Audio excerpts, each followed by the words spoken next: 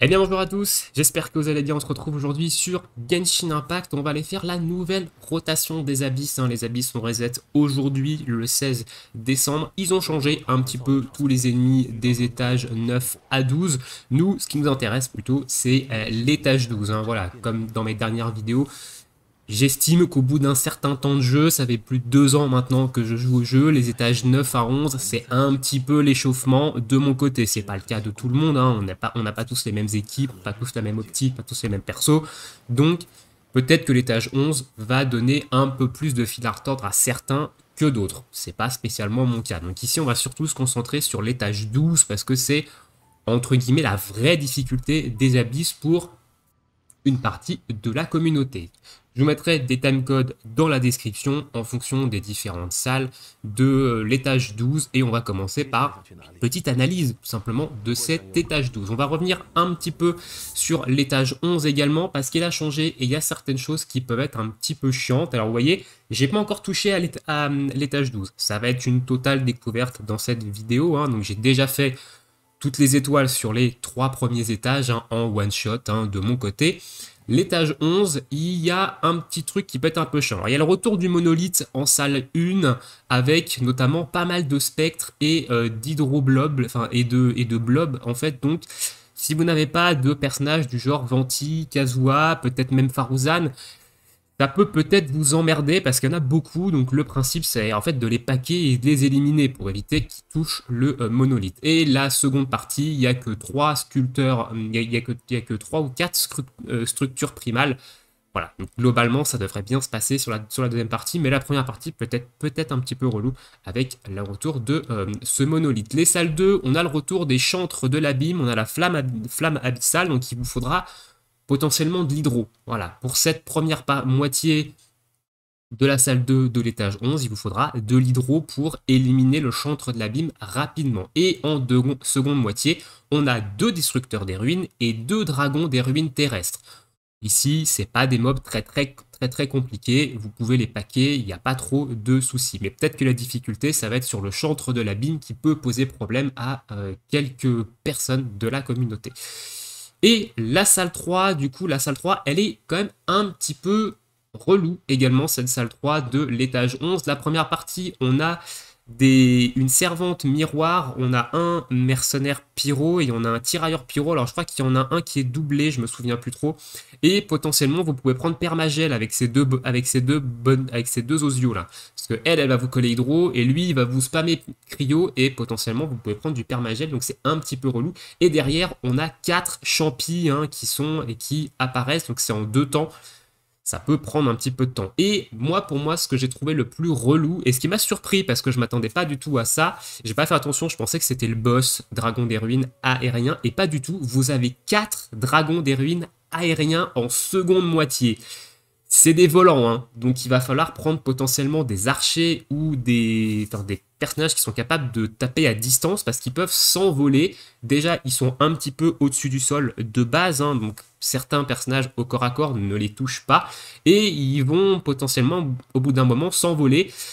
Donc quand vous en avez plusieurs en l'air, ça peut être un calvaire à gérer. Je pense surtout à vous, joueurs mobiles. Ça va être peut-être un petit peu compliqué. Donc cette seconde moitié de la salle 3 de l'étage 11, elle est un peu relou et je pense qu'elle peut vous donner un petit peu de difficulté. Voilà au niveau de l'étage 11 ce que je peux vous en dire. On va passer maintenant à l'analyse de l'étage 12. Alors j'ai pas regardé de la bénédiction de la lune parce que c'est quelque chose que j'utilise quasiment jamais, mais là on a lune terminale.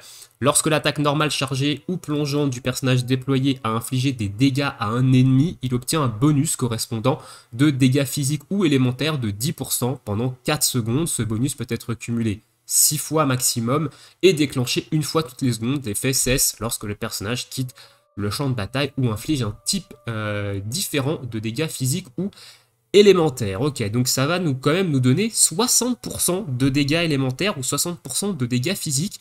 C'est plutôt sympa, comme bénédiction, c'est un bon boost de dégâts ici, donc ça va sûrement en aider certains qui sont peut-être un petit peu light en termes de DPS. Alors, étage 12. L'étage 12, j'ai déjà regardé un petit peu ce qu'ils ont changé dessus. De mon point de vue, il est moins relou que les derniers étages 12 avec les chevaliers là, qui étaient un calvaire, qui étaient des sacs à PV, qui étaient un peu compliqués. Cet étage 12 là, pour moi, est un petit peu plus facile, mais on a pas mal de boss. Alors, la salle 1, on a le retour de la matrice mécanique perpétuelle, hein, donc ça, c'est le boss. Hein. Donc, c'est un boss maintenant qu'on connaît bien, donc on sait comment l'aborder, on sait comment il fonctionne, donc ça devrait potentiellement bien se passer. La seconde moitié, on a des érémites et des tirailleurs fatuits mercenaires géo. Voilà, je ne sais pas combien il y en a de chaque, vu que je ne l'ai pas encore fait. On verra ce que ça va donner. Au niveau de la salle 2, première moitié, on a des érémites et des structures primales. Pourquoi pas, on verra combien il y en a de chaque, mais globalement, ça devrait aller également. Et en seconde moitié, on a un boss que pas mal de gens n'aiment pas, c'est le loup alpha doré. Hein. Donc ça, c'est le boss pour les matériaux de Itto, notamment. Et certains l'aiment pas du tout. Hein. C'est un boss qui est assez chiant, parce qu'en plus de ça, on perd beaucoup de temps. Le temps qu'il rentre sur le terrain, qu'il fasse son petit truc en l'air, etc. Il est très très chiant. Et il vous demande notamment de prendre des personnages géo pour le faire, parce que vous allez avoir besoin de casser potentiellement des structures géo si vous n'avez pas assez de DPS pour le tomber rapidement, et il est très chiant parce qu'il a des phases dans lesquelles vous ne pouvez pas le toucher, où il est très lent, où on perd énormément de temps sur ce boss. Donc c'est un boss que n'aime pas la plupart des gens. Et au niveau de la salle 3, on a un boss en première partie, cette fois-ci le champi effroi panaché. C'est pas le plus compliqué des boss, hein. Vous partez avec du pyro, vous partez avec de l'électro. Je conseille plus de l'électro hein, ici pour pouvoir le mettre à terre. Hein. Quand vous allez remplir sa barre de rage, il va s'énerver et potentiellement il va se mettre à terre et vous allez avoir free DPS dessus. Donc il n'est pas très compliqué. Mais seconde moitié, on a apparemment, d'après ce que j'ai lu sur le Discord, on a pas mal de lignées. Hein. On en a beaucoup, beaucoup. On a des gros et on a des petits. Ici, ce sont des géos, donc ils sont plus sensibles aux dégâts géo que les autres, que les électros qui, eux, sont sensibles aux dégâts électro. Donc ici, c'est un peu un étage 12, j'ai envie de dire, géo suprématie. Hein. C'est un peu, évidemment, tourné. En même temps, il y a le retour de Itto hein, en bannière, donc en général, quand il y a Itto en bannière, il y a de très fortes chances qu'on ait du ligné géo et le boss loup doré dans les abysses 12. Écoutez, nous on est parti. On va un petit peu se faire ça. Alors en première moitié, je vais prendre ma team Sino et je me demande si je vais pas prendre Kazuha, d'ailleurs, dedans. Ici, on a une matrice perpétuelle. Ici, on a des boss, mais je sais pas combien ils sont. Et ici, on a non. Ouais, non, Kazuha n'est pas très intéressant ici. Donc, on va partir sur notre petite team Sino Stimulate classique, hein, ici. Et dernière, on va partir sur du Géo. On va partir sur la team Itto et on verra un petit peu ce que ça donne. C'est pas dit que je fasse 36 étoiles, enfin que je fasse les 9 étoiles d'un coup. On verra ça en fonction de... on verra ça parce que je ne connais absolument pas ces nouvelles abysses. Alors, qu'est-ce qu'on a? 20% d'attaque, 30% d'attaque quand on est supérieur. Hein. On va prendre 20% d'attaque ici. Allez, matrice perpétuelle ici. En espérant qu'elle s'envole pas direct. Parce que ça, c'est un petit peu chiant. Donc là, la matrice, c'est du bourrinage pur et dur, hein, ici. Donc, niveau DPS, Sino, c'est présent. Hein. Surtout ces 6. Ok, donc là, elle s'envole. Ce qui est chiant parce que je perds du temps sur cette phase à la con. Parce que là, normalement, elle est censée se diviser, hein, ici. Voilà, on perd masse temps. Ça, c'est des trucs sur les boss dans les abysses que je trouve un petit peu chiant. Ok, c'est celle-là que je trouve un petit peu chiant dans les boss des abysses. C'est toutes ces phases-là, voilà, où on peut pas les toucher ici, où c'est vraiment très relou. Et où on perd un max de temps. Alors, il tape pas le bon. Voilà, elle est tombée ici. Donc là, on a évidemment l'hydro qui s'est appliqué. Et on va le faire en moins d'une minute. Voilà, bon après... J'ai un Sino C6 R3, hein, évidemment, vous n'aurez peut-être pas le même DPS que moi avec un Sino, même s'il n'est pas super bien optimisé encore. On passe à la phase 2, du coup, de ces abysses. Alors, ils sont où les mobs? Ils sont là. Allez, on va claquer tout ça, on claque les ults. Et c'est parti, avec Itto. On bourrine tout ça, hop, on a déjà éliminé les érémites, il nous reste lui. On fait sauter son bouclier. Et voilà. Alors, c'est en 2 phases, ok. Ah, donc du coup, on a lui en 2e phase. Ok, c'est un petit peu particulier. Alors, il est un peu chiant parce qu'il invoque un crocodile. Donc, on va essayer de le défoncer rapidement. Bon, on fait des dégâts. Hein. J'ai un Itto C3 R1 hein, aussi. Hein, donc, j'ai évidemment des constellations sur les personnages.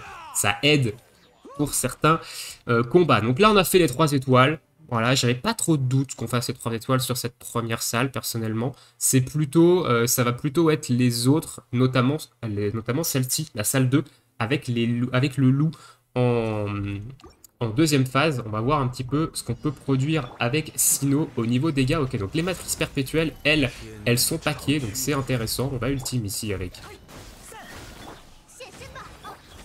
Ah, on n'a pas débloqué, c'est bon. Je veux qu'on n'allait pas arriver à... Ok, donc elles sont en 2 temps aussi, donc là on va avoir 3 matrices qu'on a bien paquées et qu'on a bien DPS hein, pour le coup.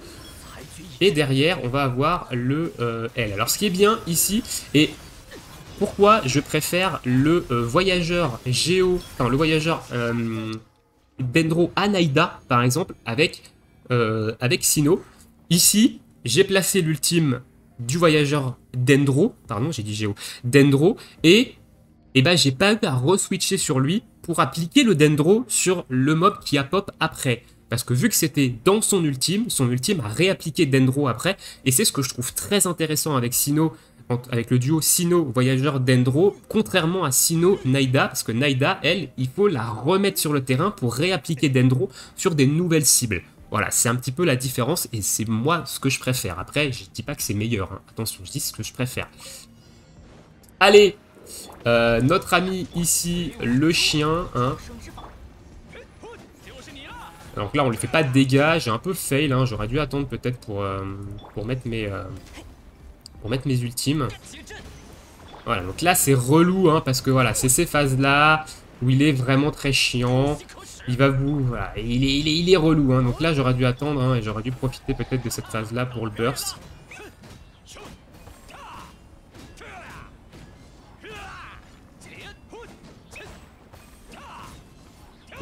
L'avantage avec Itto, c'est que c'est gros slash, on peut le toucher quand même. Donc là, il va falloir évidemment détruire ces petits trucs. On a 1 minute 40 encore, hein. On a 1 minute 40 encore, donc là, c'est parti.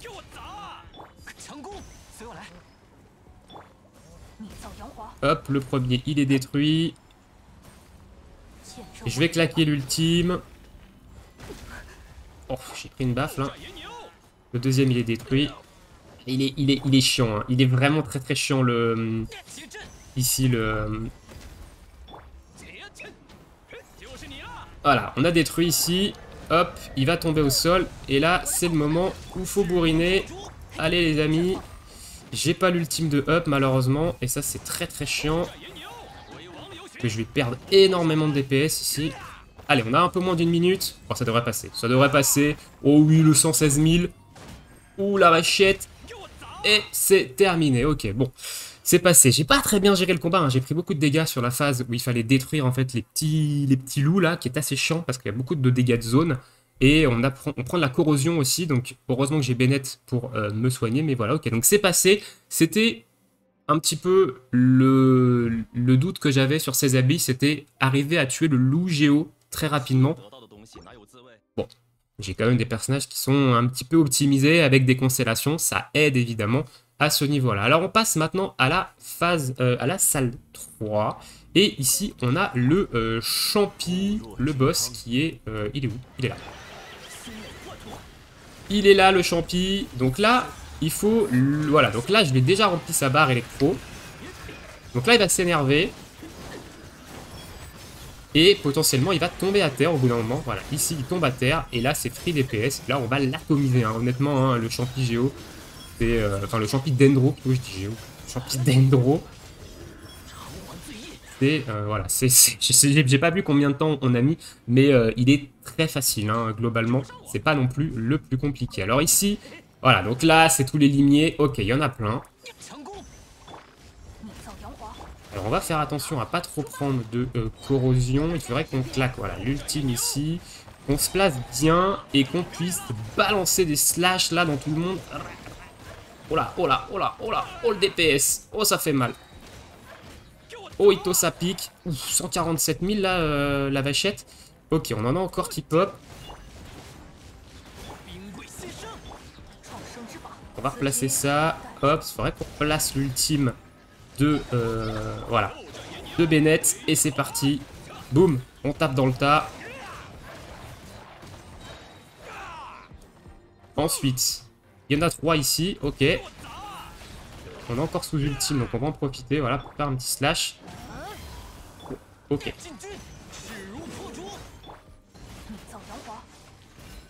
Ok, on a l'ultime ici de up. On va ultime le temps de récupérer un petit peu d'énergie. Et c'est parti, ici. Oh, les slash à 55 000 là. Ito, c'est quand même quelque chose, hein. Et globalement, bah, on a fini. Ok. Ok. Ito, c'est quand même, une giga machine ce perso. C'est assez fort, hein. Donc je l'ai C3 R1 évidemment. On est dans sa team Géo. J'ai un Gourou C6 à côté. J'ai pas de constellation sur Albedo, hein. Attention, mon Albedo est bien dégueulasse d'ailleurs. Mais voilà. Donc voilà globalement pour ces abysses. J'avais pas vraiment de doute pour faire 36 étoiles, mais j'avais peur quand même de devoir retry, notamment sur la salle 2. Hein. Je pensais pas que ça allait passer, comme ça aussi facilement, mais bon, c'est quand même passé. Dites-moi dans l'espace commentaire, vous, si vous avez eu du mal sur ces abysses, peut-être sur l'étage 11, hein, qui vous a peut-être posé problème avec les 4 dragons en salle 2 du 11-3 qui peuvent être vraiment relous. Honnêtement, ça m'a surpris et bah, j'ai failli pas finir en moins de 3 minutes. Hein. Donc dites-moi ça dans l'espace commentaire. Au niveau de la salle 12, est-ce que vous avez eu des soucis, notamment sur le loup Géo? Je sais que le loup doré et les loups après, ça peut poser souci à certains qui n'arrivent peut-être pas très bien à les gérer, notamment la corrosion, hein, qui peut encore mettre à mal pas mal de joueurs par rapport à ça. Donc dites-moi ça dans l'espace commentaire. Je vous laisse ici, je vous souhaite à tous une très bonne journée, une très bonne soirée, bon jeu et à bientôt pour de prochaines vidéos. Ciao ciao tout le monde!